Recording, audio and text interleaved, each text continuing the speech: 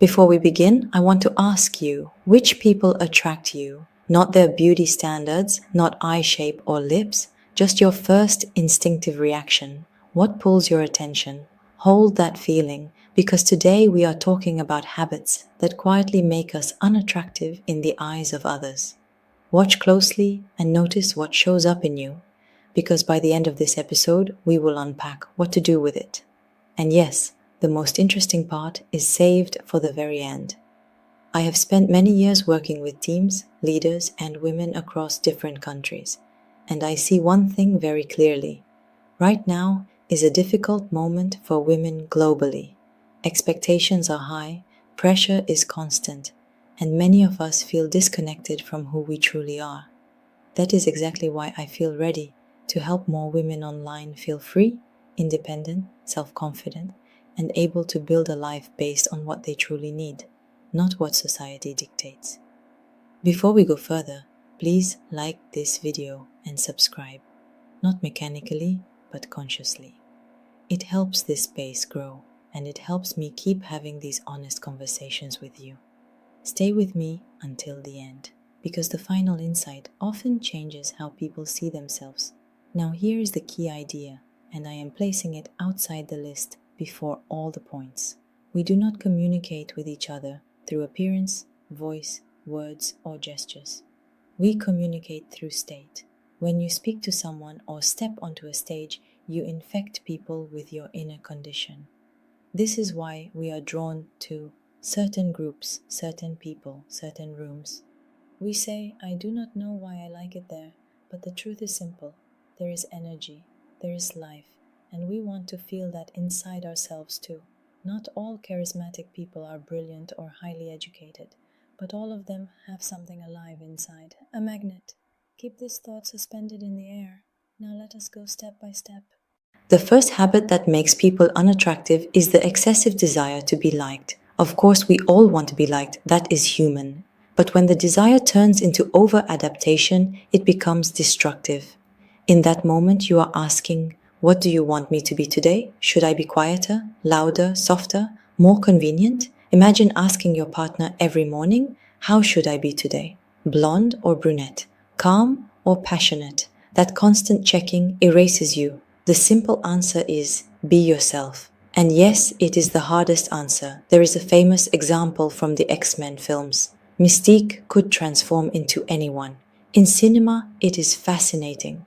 In real life, if you constantly adjust to others, people eventually feel confused. Who are you really? And worse, you yourself no longer know. You can play with roles only if you have a solid sense of self. From that big inner self, you can change style, hair, image, mood. But if every choice is driven by what someone else prefers, you slowly disappear. When people sense this inner wobbling, it irritates them.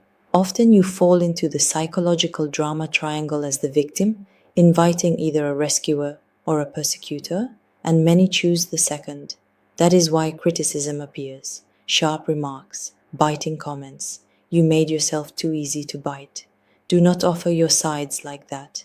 The real strength is the adult ability to choose your state consciously, not to please, but because you decided. Today I am calm, today I am playful, today I am firm. That clarity is attractive because it signals inner power. And humans are drawn to power even when they do not realize it. Pause here for a second. Ask yourself, who am I trying to please lately and at what cost? Because what comes next builds directly on this. The second destructive habit is the pursuit of perfection. Social media feeds us ideal faces, ideal bodies, ideal routines, perfect skin, perfect mornings, gratitude journals at dawn, meditation, gluten-free breakfasts, caffeine-free coffee, flawless productivity. It looks beautiful, it can inspire, but when there is no life in it, no mess, no humanity, irritation appears. At some point you want to say, blink if you are being held hostage.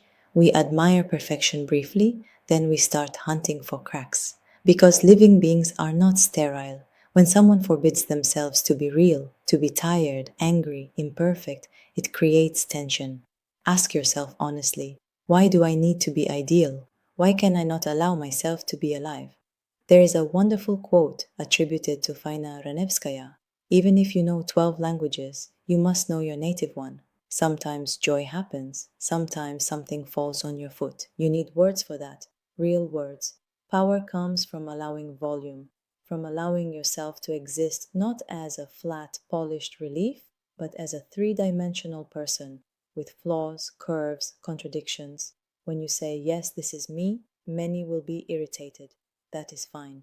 The only thing that matters is that you are not irritated with yourself. Think of Michelangelo's David. Absolute perfection. And yet there is a tiny flaw in the marble, a small crack. That imperfection makes the statue unforgettable. Without it, it would be sterile. Find your cracks.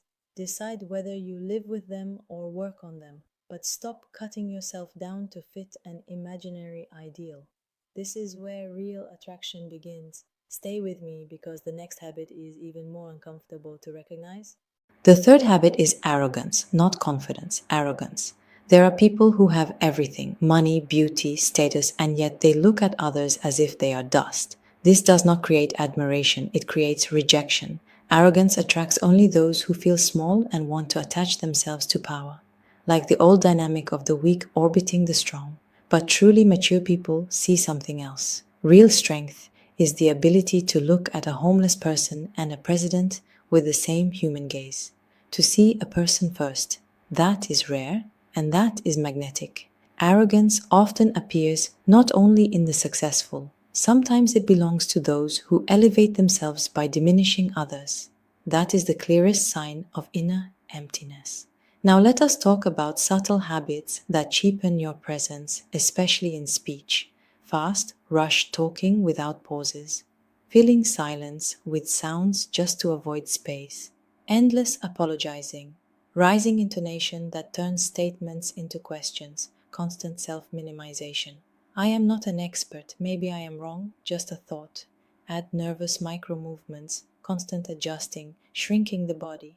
What does the listener feel? Fatigue, confusion. They spend energy decoding you instead of hearing you.